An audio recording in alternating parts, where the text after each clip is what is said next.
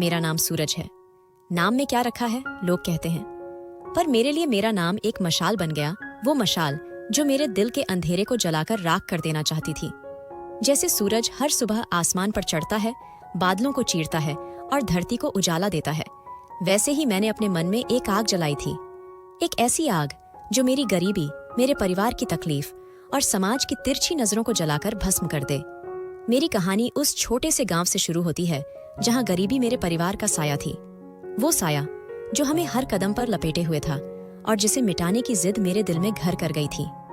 हमारा गांव बिहार के एक कोने में बसा था, छोटा सा, जहां खेतों की हरियाली दूर तक फैली थी, जैसे कोई हरा समंदर लहरा रहा हो।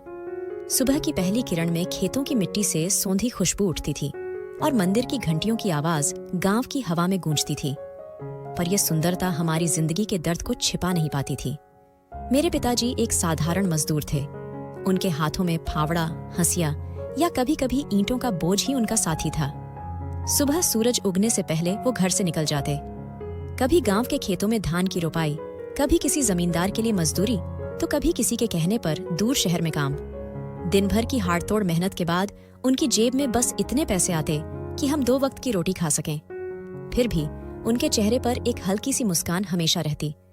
वो मुस्कान शायद मेरे और मेरी छोटी बहन रानी के लिए थी।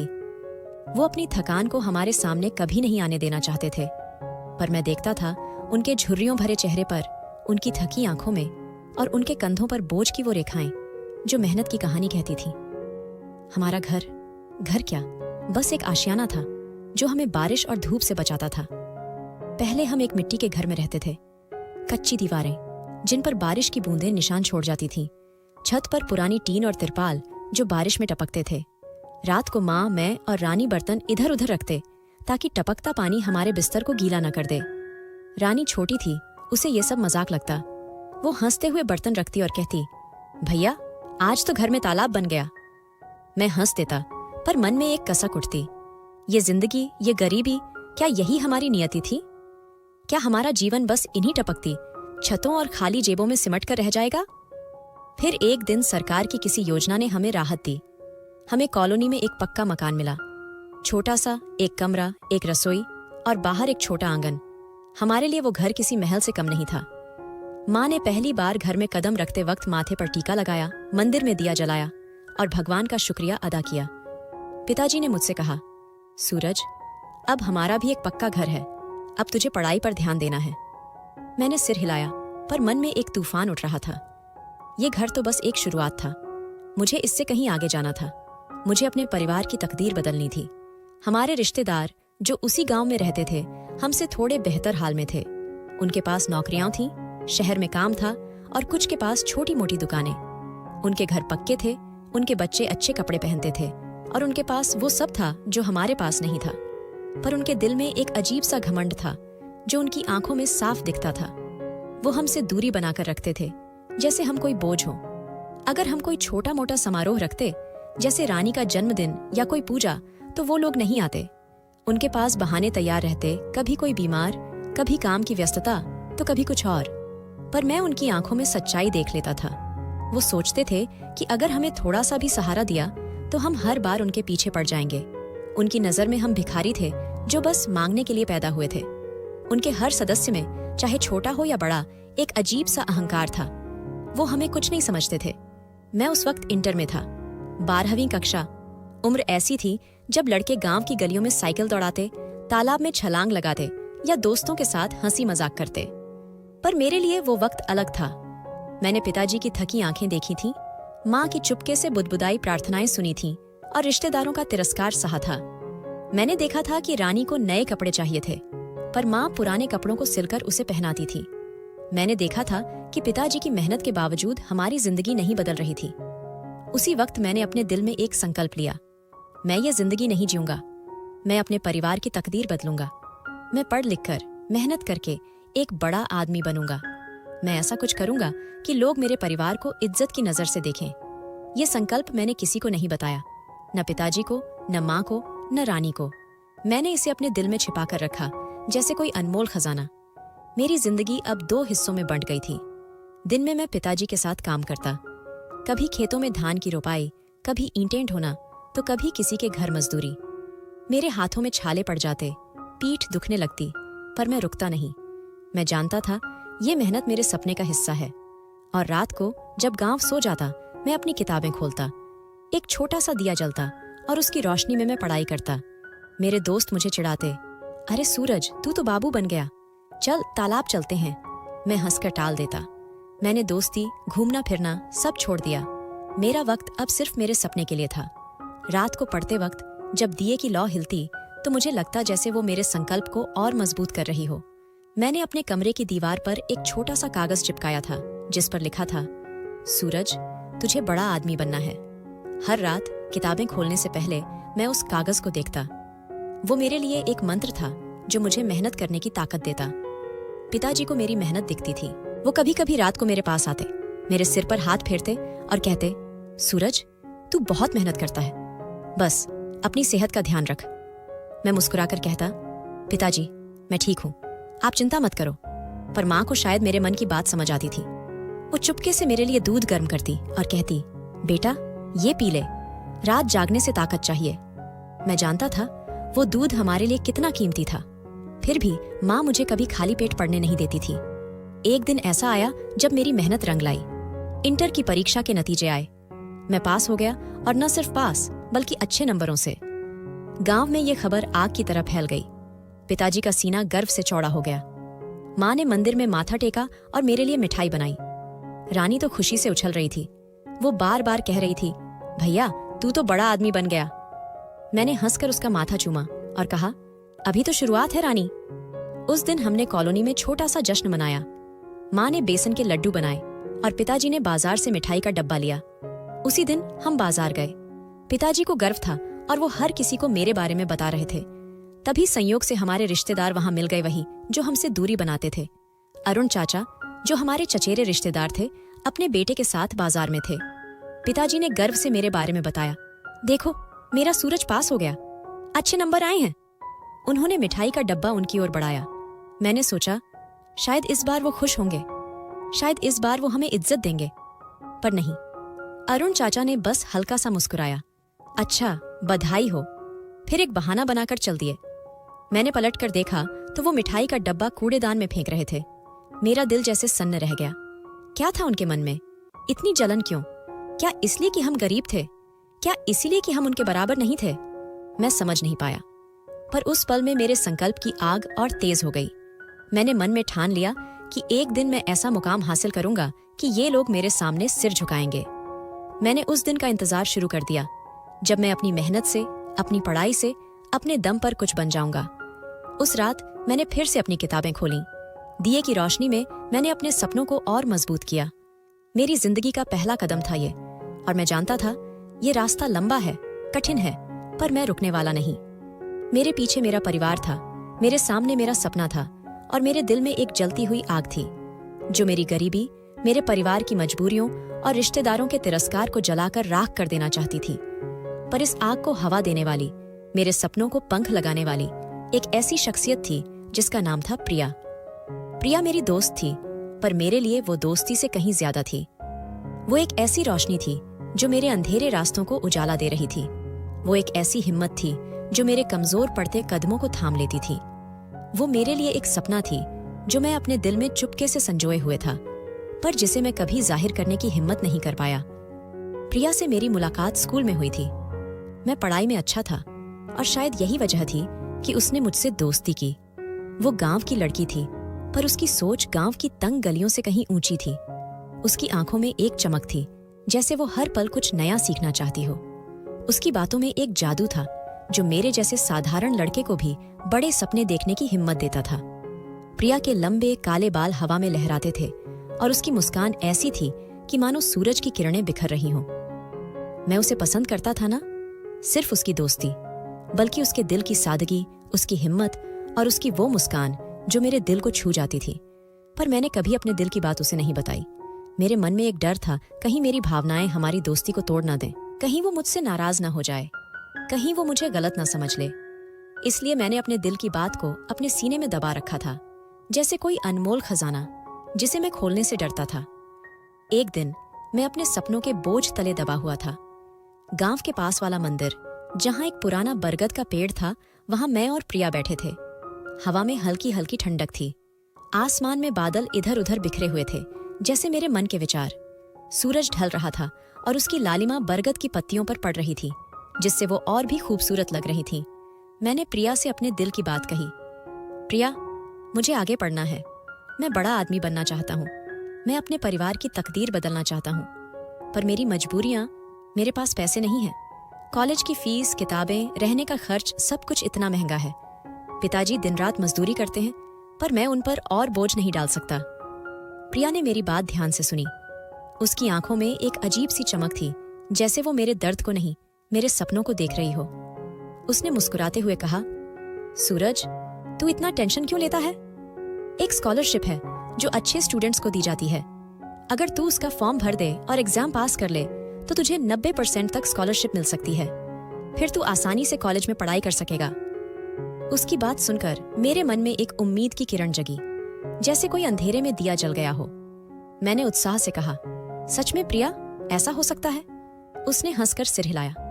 हाँ, बिल्कुल, मैं तुझे फॉर्म ला कर दूंगी। तू बस मेहनत कर, बाकी सब हो जाएगा। मैंने कहा, ठीक है प्रिया, तू मेरा फॉर्म भर दे, मैं पूरी कोशिश करूंगा।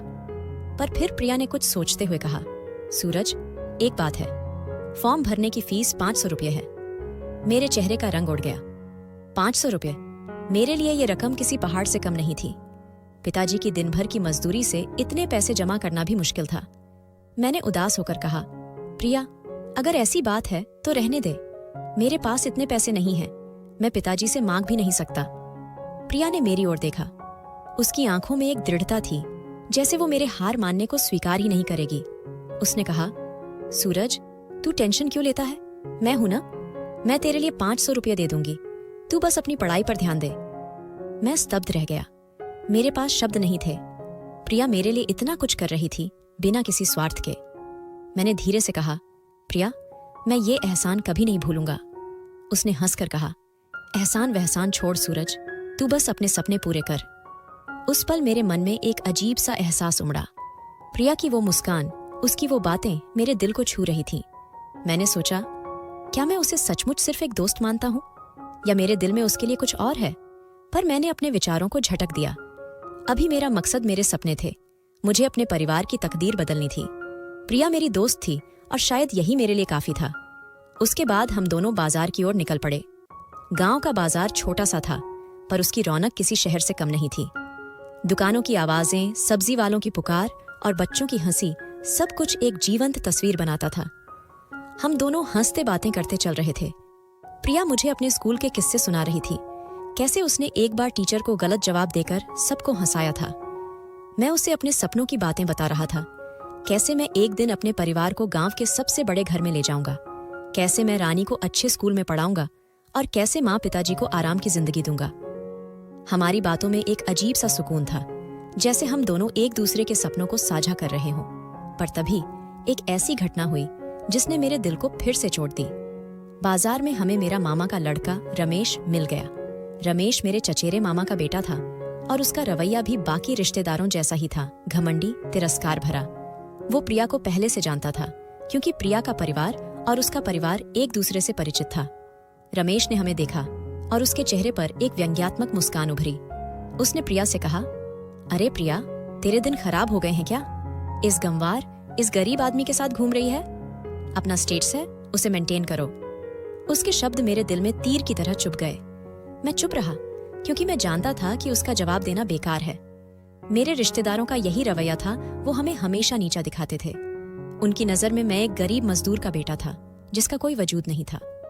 पर प्रिया का चेहरा गुस्से से लाल हो गया। उसने रमेश की ओर देखा और तेज आवाज में कहा, चुप रहो रमेश, तुम जैसे घमंडी इंसान से तो सूरज कहीं बेहतर है। मुझे उसके साथ रहने में कोई शर्मिंदगी नहीं।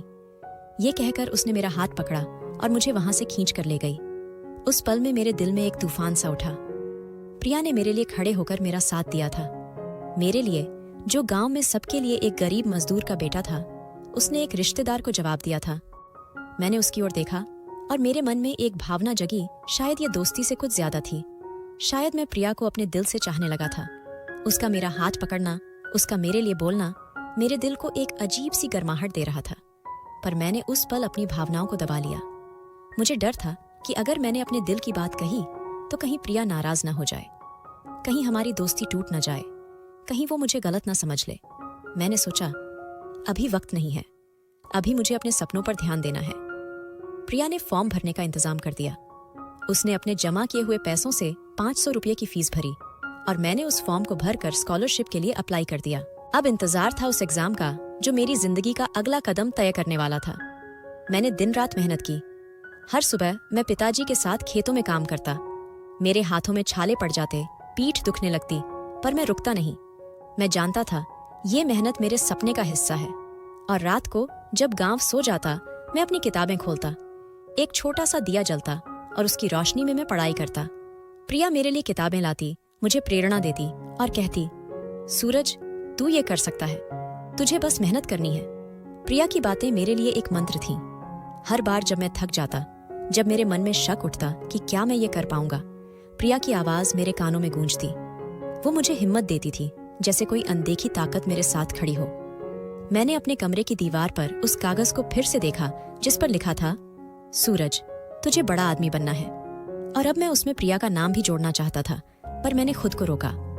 मेरे सपने मेरे लिए पहले थे। लगभग 1.5 महीने बाद स्कॉलरशिप का एग्जाम आया। मैंने पूरी जी जान लगाकर उसकी तैयारी की थी। एग्जाम का दिन मेरे लिए एक युद्ध की तरह था। मैंने हर सवाल को ध्यान से पढ़ा, हर जवाब को सोच समझकर लिखा। मेरे मन में एक अजीब सा डर था। क्या होगा अगर मैं पास ना हुआ? क्या होगा अगर मेरे सपने टूट गए? पर फिर मुझे प्रिया की बात याद आई, तू ये कर सकता है सूरज। और मैंने अपने डर को पीछे छोड़ दिया। जब मैं एग्जाम हॉल से बाहर निकला तो प्रिया वहां मेरा इंतजार कर रही थी। उसने मेरी ओर देखा और मुस्कुराई। कैसा हुआ सूरज? मैंने कहा, प्रिया मैंने पूरी कोशिश की, अब बस रिजल्ट का इंतजार है। उसने मेरा कंधा थपथपाया और कहा, तुझे कामयाबी जरूर मिलेगी, मुझे तुझ पर यकीन है। रिजल्ट का दिन आया। मैं और प्रिया एक साइबर कैफे में कंप्यूटर के सामने बैठे थे। मेरे हाथ पसीने से भीग रहे थे। मेरा दिल जोर जोर से धड़क रहा था। प्रिया ने मेरा हाथ पकड़ा और कहा, सूरज डर मत, तूने मेहनत की है, तुझे जरूर कामयाबी मिलेगी। जैसे ही रिजल्ट स्क्रीन पर आया, हम दोनों की आंखें चमक उठीं। मैंने 80 अंक स्कॉलरशिप हासिल कर ली थी और उससे भी बड़ी खबर, मुझे एक अच्छे कॉलेज में एडमिशन मिल गया था। मैं और प्रिया खुशी से चीख पड़े। हम एक दूसरे के गले लग गए और उस पल में मेरे दिल में एक अजीब सी गर्माहट थी। प्रिया की आंखों में आंसू थे, पर वो खुशी के आंसू थे। उसने कहा, सूरज तूने कर दिखाया। उस दिन मैंने प्रिया को देखा और मेरे मन में फिर वही भावनाएं उमड़ी। मैं उसे बताना चाहता था कि वो मेरे लिए कितनी खास है, पर मैंने फिर से अपने दिल को चुप करा दिया। मैंने सोचा, अभी मेरा मकसद मेरे सपने हैं, अभी मुझे अपने परिवार की तकदीर बदलनी है। प्रिया मेरी दोस्त है और शायद यही मेरे लिए काफी है। पर मेरे मन में एक सवाल बार बार उठ रहा था, क्या मैं कभी प्रिया को अपने दिल की बात बता पाऊंगा, या ये भावनाएं मेरे दिल में ही दफन रह जाएंगी? कुछ दिन बाद मैं कॉलेज के लिए रवाना होने वाला था। प्रिया मेरे घर आई। उसने मुझे देखा और कहा, सूरज अब तुझे सबको दिखाना है कि तू क्या चीज है, जा और अपने सपनों को पूरा कर। मैंने उसकी ओर देखा और मेरे मन में फिर वही भावनाएं उमड़ी, पर मैंने बस इतना कहा, प्रिया तेरे बिना ये मुमकिन नहीं था, मैं तेरा शुक्रिया कैसे अदा करूं? उसने हंसकर कहा, बस अपने सपने पूरे कर सूरज, यही मेरा शुक्रिया होगा। जब मैं बस में बैठा तो मेरे मन में एक तूफान चल रहा था। मेरे पीछे मेरे परिवार की उम्मीदें थीं, पिताजी की मेहनत, माँ की प्रार्थनाएं, रानी की मासूम हंसी, और मेरे साथ थी प्रिया की वो बातें जो मेरे कानों में गूंज रही थीं। मैंने खिड़की से बाहर देखा और अपने आप से कहा, सूरज अब तुझे रुकना नहीं है, इन उम्मीदों को तुझे कामयाब करना है। बस आगे बढ़ रही थी और मेरे साथ मेरे सपने भी।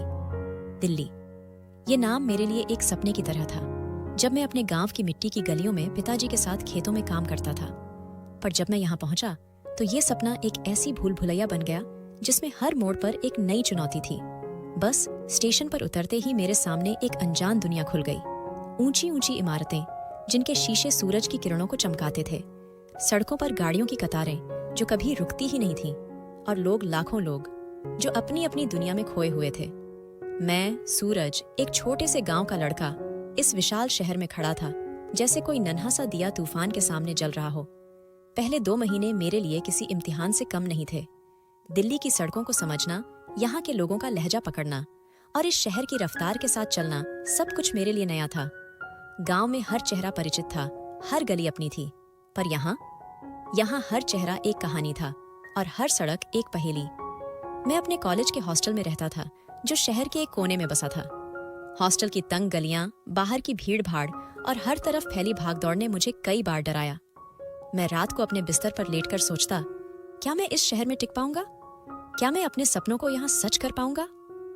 मेरे कानों में पिताजी की थकी आवाज गूंजती, सूरज, अब तुझे पढ़ाई पर ध्यान देना है।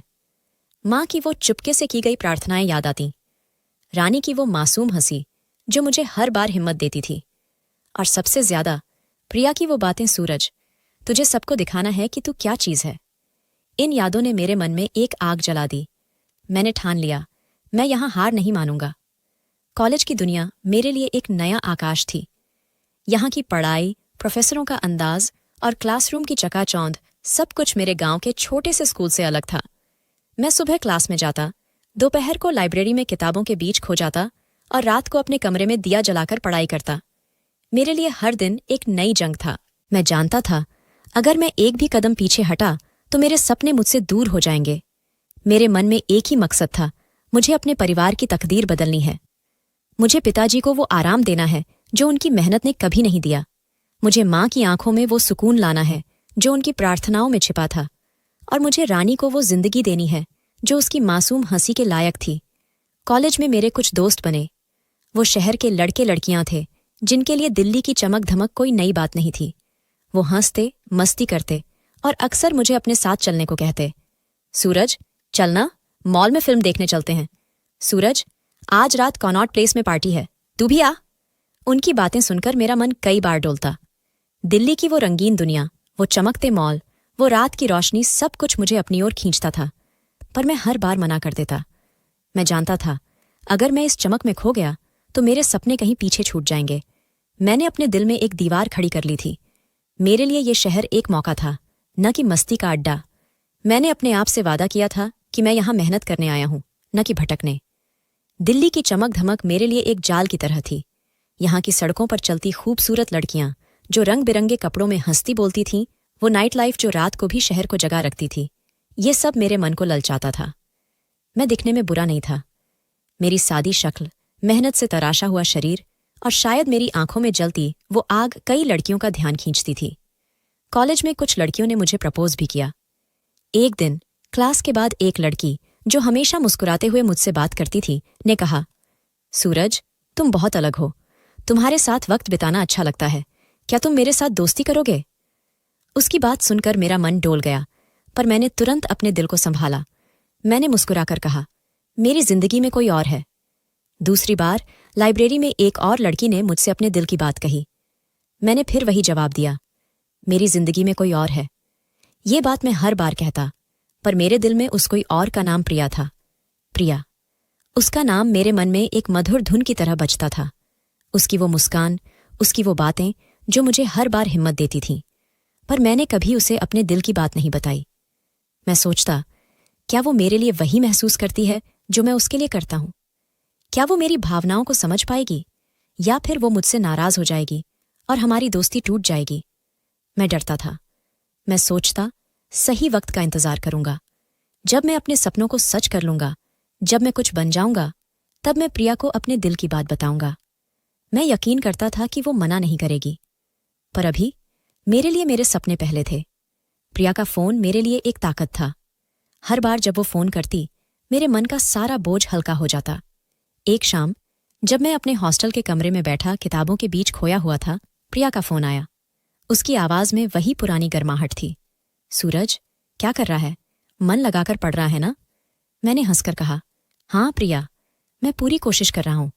उसने कहा, बस ऐसे ही मेहनत करते रह सूरज, हम सब तुम्हारे साथ हैं, तुझे बहुत आगे जाना है। उसकी बातों ने मेरे मन में एक नई ताकत भर दी। मैंने सोचा, प्रिया मेरे लिए इतना कुछ कर रही है। उसने मेरे लिए स्कॉलरशिप का फॉर्म भरा, मेरे लिए 500 रुपये खर्च किए, और अब भी वो मुझे हिम्मत दे रही है। मैं उसका ये एहसान कैसे भूल सकता हूं? उस रात मैंने अपनी किताबें बंद की और खिड़की के पास खड़ा हो गया। बाहर दिल्ली की रोशनी चमक रही थी, ऊंची इमारतें, गाड़ियों की लाइट्स और वो अनगिनत लोग जो अपनी अपनी दुनिया में खोए थे। मैंने सोचा, ये शहर मेरे लिए एक इम्तिहान है। यहाँ हर कदम पर एक नई चुनौती है। कॉलेज की पढ़ाई, नए दोस्तों का दबाव और इस चमक धमक का जाल, सब कुछ मेरे संकल्प को तोड़ने की कोशिश कर रहा था। पर मैं हर बार अपने आप को याद दिलाता, मैं यहाँ अपने परिवार के लिए हूँ। मैं यहाँ प्रिया के उस विश्वास के लिए हूँ जो उसने मुझ पर दिखाया था। मैं यहाँ अपने उस संकल्प के लिए हूँ जो मैंने अपने गांव की मिट्टी में लिया था। कॉलेज में मेरी मेहनत रंग ला रही थी। मेरे प्रोफेसर मेरे जवाबों से खुश रहते। मेरे दोस्त मुझसे पढ़ाई में मदद मांगते। एक दिन मेरे एक प्रोफेसर ने मुझे क्लास में बुलाकर कहा, सूरज, तुम्हारी मेहनत दिखती है, तुम्हें कुछ खास है। उनकी बात सुनकर मेरा सीना गर्व से चौड़ा हो गया। पर मैं जानता था ये सिर्फ शुरुआत है। मेरा मकसद अभी बहुत दूर था। दिल्ली की जिंदगी ने मुझे कई बार आजमाया। कई बार मैं थक जाता। कई बार मेरे मन में ख्याल आता कि क्या मैं ये सब कर पाऊंगा? क्या मैं अपने परिवार की उम्मीदों पर खरा उतर पाऊंगा? पर हर बार जब मैं कमजोर पड़ता, प्रिया की आवाज मेरे कानों में गूंजती, सूरज, तुझे बहुत आगे जाना है। और मैं फिर से उठ खड़ा होता। मैंने अपने कमरे में एक नया कागज चिपकाया जिस पर लिखा था, सूरज, तुझे प्रिया का विश्वास तोड़ना नहीं है। हर बार जब प्रिया का फोन आता, मेरे चेहरे पर एक अनजानी मुस्कान फैल जाती। उसकी आवाज मेरे लिए एक मलहम थी जो मेरे सारे घावों को भर देती थी। मैं सोचता, क्या मैं कभी प्रिया को अपने दिल की बात बता पाऊंगा? क्या वो मेरे लिए वही महसूस करती है, या ये सब मेरे मन का वहम है? मैंने अपने दिल को समझाया कि अभी वक्त नहीं है, अभी मुझे अपने सपनों पर ध्यान देना है। पर मेरे मन में एक सवाल बार बार उठता, क्या सही वक्त कभी आएगा, या मेरी ये अनकही भावनाएं मेरे दिल में ही दफन रह जाएंगी? 4 साल, ये शब्द मेरे लिए सिर्फ समय का हिसाब नहीं थे, बल्कि मेरे संघर्ष, मेहनत और सपनों का एक लंबा सफर थे। दिल्ली की चमक धमक, उसकी भाग दौड़ भरी सड़कें और कॉलेज की कठिन पढ़ाई, सब कुछ मेरे लिए एक इम्तिहान था। पर मैं, सूरज, उस गांव का लड़का जिसके पिताजी दिन रात मजदूरी करते थे, जिसके घर की मिट्टी की दीवारें बारिश में टपकती थीं, उसने इस शहर में अपनी मेहनत का झंडा गाड़ दिया था। मैंने अपने कॉलेज में टॉप किया था। जब मेरा नाम कॉलेज के नोटिस बोर्ड पर सबसे ऊपर चमका, तो मेरे प्रोफेसरों ने मेरे कंधे ठपट पाए, मेरे दोस्तों ने तालियां बजाईं और मेरे दिल में एक गर्व की लहर उठी। पर यह गर्व मेरे लिए बस एक शुरुआत थी। मेरा संकल्प इससे कहीं बड़ा था। मैंने अपने गांव की मिट्टी में एक वादा किया था, खुद से, अपने माँ बाप से और प्रिया से। मैं अपने परिवार की तकदीर बदलना चाहता था। मैं उन रिश्तेदारों को जवाब देना चाहता था जिन्होंने हमें नीचा दिखाया था। मैं प्रिया के उस विश्वास को सच करना चाहता था जिसने मुझे यहां तक पहुंचाया था। कॉलेज की डिग्री मेरे लिए एक पड़ाव थी, मंजिल नहीं। इसलिए मैंने एक और सपना चुना, IAS बनना। ये सपना मैंने अपने दिल में छिपा रखा था। मैंने किसी को नहीं बताया, न अपने माँ बाप को, न प्रिया को। मैं जानता था, अगर मैंने ये बात किसी को बताई तो शायद दबाव बढ़ जाएगा। मैं चुपके से, अकेले इस जंग की तैयारी में जुट गया। दिल्ली में मेरी जिंदगी 2 हिस्सों में बंट गई थी। दिन में कॉलेज की पढ़ाई और रात में IAS की किताबें। मेरे हॉस्टल के कमरे में एक छोटी सी मेज थी जो मेरी दुनिया बन गई थी। उस मेज पर किताबों का ढेर था और मेरे सामने एक छोटा सा कागज जिस पर लिखा था, सूरज, तुझे बड़ा आदमी बनना है। मैं रात को देर तक जागता जब मेरे दोस्त मॉल्स में फिल्में देख रहे होते या पार्टियों में नाच रहे होते। मैं जानता था, अगर मैं उनकी राह पर चला तो मेरे सपने कहीं पीछे छूट जाएंगे। मेरे लिए हर रात एक नई जंग थी और हर सुबह एक नई उम्मीद। इन 4 सालों में मेरे माँ बाप का फोन कई बार आया। उनकी आवाज में एक बेचैनी थी, एक प्यार था और एक उम्मीद थी। एक दिन माँ ने फोन पर कहा, सूरज बेटा, 4 साल बीत गए, तू एक बार भी गांव नहीं आया। अब तो तेरी पढ़ाई पूरी हो गई ना, जल्दी से घर आ जा। कोई अच्छी सी नौकरी कर ले, हम उसी में खुश हो जाएंगे। उनकी बात सुनकर मेरा दिल भर आया। मैंने कहा, माँ, बस थोड़ा और वक्त दो, मैं जल्दी आऊंगा। पर मेरे मन में एक तूफान चल रहा था। मैं इतने में रुकने वाला नहीं था। मेरे सपने एक अच्छी नौकरी से कहीं बड़े थे। मैं अपने परिवार को वो इज्जत दिलाना चाहता था जो हमारे रिश्तेदारों ने हमसे छीन ली थी। मैंने माँ से वादा किया कि मैं जल्दी लौटूंगा, पर मैं जानता था जब मैं लौटूंगा तो कुछ बनकर लौटूंगा। प्रिया, उसका नाम मेरे मन में एक मधुर धुन की तरह गूंजता था। इन 4 सालों में उसका फोन मेरे लिए एक ताकत था। उसकी आवाज मेरे लिए एक मलहम थी जो मेरे सारे घावों को भर देती थी। पर मैंने उसे अपने IAS की तैयारी के बारे में नहीं बताया। मैं चाहता था कि जब मैं कामयाब हो जाऊं तो उसे सरप्राइज दूं। मैं चाहता था कि वो मेरी कामयाबी देखकर गर्व महसूस करे। पर मैं अब भी अपने दिल की बात उसे नहीं बता पाया था। मैं सोचता, सही वक्त का इंतजार करूंगा। जब मैं IAS बन जाऊंगा, जब मैं अपने परिवार को इज्जत दिला दूंगा, तब मैं प्रिया को अपने दिल की बात बताऊंगा। मैं यकीन करता था कि वो मना नहीं करेगी। पर एक दिन माँ का फोन आया और उनकी आवाज में एक दर्द था जो मेरे दिल को चीर गया। वो रोते हुए बोली, सूरज, हमारे रिश्तेदारों ने फिर से हमारी बेइज्जती की। तेरी बहन रानी उनके घर 2 दिन रही थी। जब वो लौटी तो उनके घर से एक चीज गायब थी। उन्होंने रानी पर चोरी का इल्जाम लगा दिया। सूरज, हमारा तो दिल टूट गया। वो हमारे घर आए, हंगामा किया, सामान तोड़ा और सबके सामने हमें बेइज्जत किया। सच ये है कि उनके नौकर ने चोरी की थी, पर इल्जाम रानी पर लगा। माँ की आवाज में वो दर्द था जो मैं बर्दाश्त नहीं कर पाया। मेरी आंखों में आंसू आ गए, पर मैंने उन्हें जाहिर नहीं होने दिया। मैंने शांत स्वर में कहा, माँ, टेंशन मत लो, हमारा वक्त आएगा। और जब हमारा वक्त आएगा तो ये लोग जो हमें नीचा दिखाते हैं हमारे जूतों के नीचे होंगे। बस थोड़ा और इंतजार करो, मैं जल्दी लौटूंगा। माँ की बात ने मेरे संकल्प की आग को और भड़का दिया। मैंने सोचा, ये रिश्तेदार जो हमें भिखारी समझते थे, जो मेरी बहन पर चोरी का इल्जाम लगाते थे, एक दिन मेरे सामने सिर झुकाएंगे। मैंने अपनी मेहनत को और तेज कर दिया। मैं दिन रात IAS की तैयारी में जुट गया। मेरे कमरे की वो छोटी सी मेज मेरी जंग का मैदान बन गई। मैंने हर किताब, हर सवाल, हर जवाब को अपने खून पसीने से सींचा। मैं जानता था ये मेहनत मेरे परिवार की इज्जत वापस लाएगी। 1 साल बाद IAS का एग्जाम आया। मैंने पूरी जी जान लगाकर उसकी तैयारी की थी। प्रीलिम्स, मेंस और फिर इंटरव्यू, हर कदम मेरे लिए एक नया इम्तिहान था। प्रीलिम्स में मैंने हर सवाल को ध्यान से पढ़ा, हर जवाब को सोच समझ कर लिखा। मेंस में मैंने अपने गांव की मिट्टी, अपने परिवार की मेहनत और अपने सपनों को अपने जवाबों में उतारा। और जब इंटरव्यू का समय आया तो मेरे मन में एक अजीब सा डर था। क्या मैं इन बड़े बड़े लोगों के सामने टिक पाऊंगा? पर फिर मुझे प्रिया की बात याद आई, सूरज, तुझे बहुत आगे जाना है। और मैंने अपने डर को पीछे छोड़ दिया। इंटरव्यू में मैंने अपने गांव की कहानी सुनाई, अपने परिवार की मेहनत की बात की और अपने सपनों को बयां किया। जब मैं बाहर निकला तो मेरे मन में एक यकीन था, मैंने अपनी पूरी ताकत झोंक दी थी। अब बस रिजल्ट का इंतजार था। मैंने फैसला किया कि मैं गांव लौट जाऊंगा। मैं अपने माँ बाप के पास जाना चाहता था। उनकी आंखों में वो सुकून देखना चाहता था जो मेरी कामयाबी से आएगा। जब मैं गांव पहुंचा तो मेरे घर में जैसे त्योहार सा माहौल था। माँ ने मुझे गले लगाया और उनकी आंखों में आंसू थे, खुशी के आंसू। पिताजी ने मेरे कंधे पर हाथ रखा और कहा, सूरज, तूने हमारा सिर ऊंचा कर दिया। रानी दौड़कर मुझसे लिपट गई और बोली, भैया, तू सचमुच बड़ा आदमी बन गया। मैंने हंसकर उसका माथा चूमा, पर मेरे मन में एक बेचैनी थी, रिजल्ट अभी बाकी था। उसी शाम मैंने प्रिया को फोन किया। मैंने कहा, प्रिया, मैं गांव आ गया हूं। उसकी आवाज में एक अजीब सी खुशी थी। सूरज, मैं अभी आती हूं। जब प्रिया मेरे घर पहुंची तो मैं उसे देखकर ठिठक गया। वो और भी खूबसूरत लग रही थी, पर उसकी आंखों में मेरे लिए वो ही पुराना विश्वास था। और मैं? प्रिया ने हंसकर कहा, सूरज, तू तो एकदम बदल गया है। अब तो तू किसी हीरो से कम नहीं लगता। मैंने हंसकर कहा, प्रिया, ये सब तेरे विश्वास की वजह से है। वो मेरी बात सुनकर मुस्कुराई और उस पल में मेरा दिल फिर डोल गया।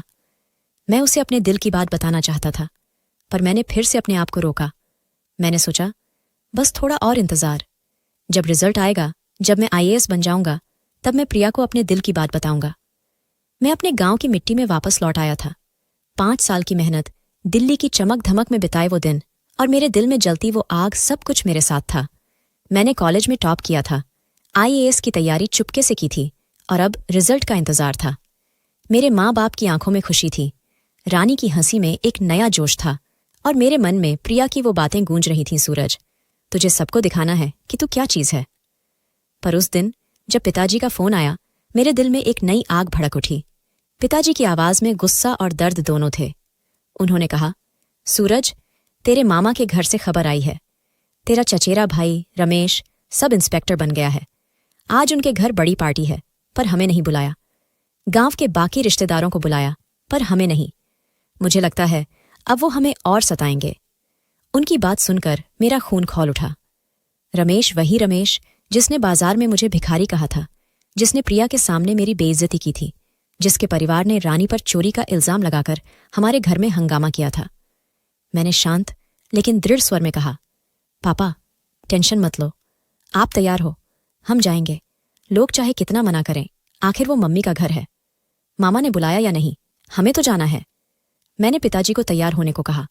मैं खुद भी तैयार हुआ। माँ ने मुझे रोकने की कोशिश की। सूरज, क्या जरूरत है? वो लोग हमें नहीं देखना चाहते। पर मैंने कहा, माँ, हमें जाना होगा, ये हमारी इज्जत की बात है। मेरे मन में एक जिद थी। मैं उन रिश्तेदारों को दिखाना चाहता था कि सूरज अब वो पुराना सूरज नहीं है। मैंने अपने सबसे अच्छे कपड़े पहने, एक सादी लेकिन साफ सुथरी शर्ट और पैंट जो मेरी मेहनत की कहानी कहती थी। पिताजी ने भी अपनी पुरानी लेकिन सम्मानजनक धोती कुर्ता पहना और हम मामा के घर की ओर निकल पड़े। रास्ते में मेरे मन में एक तूफान चल रहा था। क्या होगा वहां? क्या वो फिर से हमें बेइज्जत करेंगे? क्या रमेश फिर से अपने घमंड में हमें नीचा दिखाएगा? पर मेरे दिल में एक यकीन था, मेरा वक्त आने वाला है। मैंने अपने आप से कहा, सूरज, तूने 4 साल तक दिल्ली में मेहनत की है। तूने अपने सपनों को सच करने के लिए दिन रात एक किया है। आज तुझे डरने की जरूरत नहीं। मामा का घर गांव का सबसे बड़ा घर था। पक्की दीवारें, चमकता हुआ आंगन और बाहर खड़ी गाड़ियां, सब कुछ उनकी रौबदारी की कहानी कहता था। जब हम वहां पहुंचे तो पार्टी पूरे शबाब पर थी। गांव के बड़े बड़े लोग, रिश्तेदार और पड़ोसी जमा थे। खाने की खुशबू, हंसी मजाक की आवाजें और म्यूजिक का शोर, सब कुछ एक उत्सव की तरह था। पर जैसे ही हमने आंगन में कदम रखा, सारी नजरें हम पर टिक गईं। रमेश, जो अपने नए सब इंस्पेक्टर के यूनिफॉर्म में इठलाता हुआ घूम रहा था, हमें देखकर रुक गया। उसकी आंखों में वही पुराना घमंड था, वही तिरस्कार। उसने जोर से हंसते हुए कहा, अरे, ये भिखारी सब कहाँ से आ गए? इन्हें तो हमने बुलाया ही नहीं था। उसकी बात सुनकर सारे लोग हंसने लगे। पिताजी का चेहरा लाल हो गया और मेरे दिल में एक आग सी भड़क उठी। मैंने कुछ कहने के लिए मुंह खोला, पर तभी एक जोरदार आवाज गूंजी, रमेश। एक पुलिस इंस्पेक्टर, जिसके यूनिफॉर्म पर चमकते हुए बैज थे, तेज कदमों से आंगन में दाखिल हुआ। उसने रमेश को देखा और सख्त लहजे में कहा, तुम्हें पता भी है कि तुम किसके सामने खड़े हो?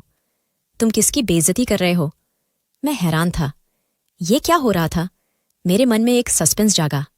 मैंने सोचा, ये इंस्पेक्टर मुझे क्यों सलाम कर रहा है? ये रमेश को क्यों डांट रहा है? इंस्पेक्टर मेरी ओर मुड़ा और सलाम ठोंकते हुए बोला, सर, क्या आपने रिजल्ट नहीं देखा? आप IAS ऑफिसर बन गए हैं और आप उसी थाने के इंचार्ज हैं जहां रमेश काम करता है। उसकी बात सुनकर मेरे पैरों तले जमीन खिसक गई। IAS officer? मैं? मेरे कानों में जैसे घंटियां बजने लगीं। मैंने जल्दी से अपने फोन को जेब से निकाला और रिजल्ट चेक किया, और सचमुच मेरा नाम था सूरज, IAS रैंक होल्डर। मेरे मन में एक तूफान सा उठा, खुशी, गर्व और राहत, सब कुछ एक साथ। मैंने रमेश की ओर देखा, जिसका चेहरा अब सफेद पड़ चुका था। उसकी बोलती बंद थी। मैंने अपनी आवाज को मजबूत किया और आंगन में मौजूद हर शख्स की ओर देखकर चिल्लाया, देखो सब लोग, शुरू से लेकर अब तक तुमने मुझे और मेरे परिवार को बहुत सताया।